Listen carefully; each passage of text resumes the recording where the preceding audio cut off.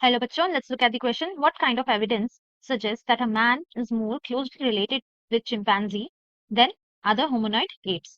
Option A, comparison of chromosomes, morphology only. Option B, evidence from fossil remains and the fossil mitochondrial DNA alone. Option C, evidence from the DNA extracted from the sex chromosome, autosomes and mitochondria. और option D है evidence from DNA from sex. तो यहाँ पर जो हम की concept use करने वाले हैं that will be the similarity between the humans and chimpanzee। तो अगर हम बात करें अबाउट द सिमिलैरिटीज ह्यूमन और चिंपैंजी के बीच में क्या क्या हो सकती हैं एज कम्पेयर टू बाकी ह्यूमनॉइड्स। ह्यूमन और चिंपैंजी काफी फैक्टर्स में एक दूसरे से सिमिलर हैं, जैसे एडल्ट ह्यूमन बीइंग और जो बेबी है चिंपैंजी का, इन दोनों के स्कल जो हैं वो काफी सिमिलर हैं। Their skulls are similar. Next जो मेन अगर हम देखें दी प्रोमिनेंट वन, तो वो है कि बैंडिंग पैटर्न्स। तो जो बैंडिंग पैटर्न है of the chromosome 3 and the chromosome 6,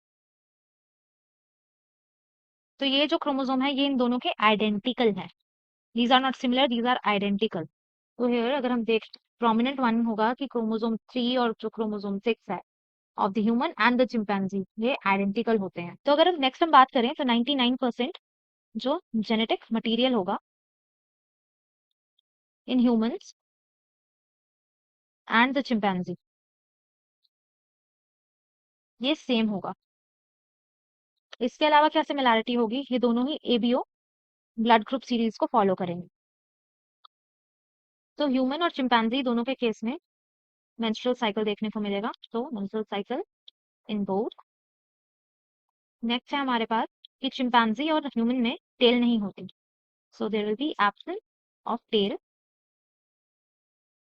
इन दोनों के हैंड ग्रास्पिंग टाइप होते हैं, so there will be the presence of grasping type of hand.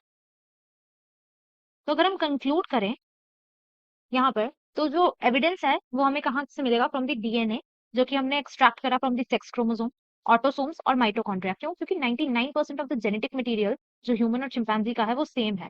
Secondly bending pattern है और क्रोमोसोम 3 और क्रोमोसोम 6 वो एकदम आइडेंटिकल।